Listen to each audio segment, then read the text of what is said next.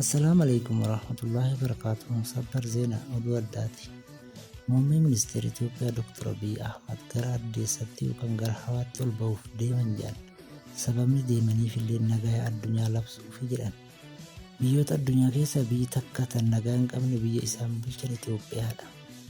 Kanaafiyyuu gaafa achi gubbaa bahanii rabbi kadhatanii gaafa isaan deebi'an biyyi keenya kunis nagaa ni argata jennee abdii qabna.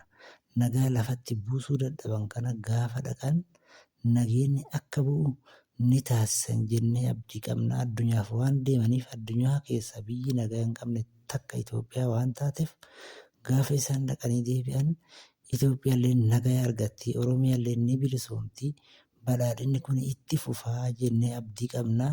Muummee ministeera Dr. Abiy harka qullaa nutti hin deebina hadaraa.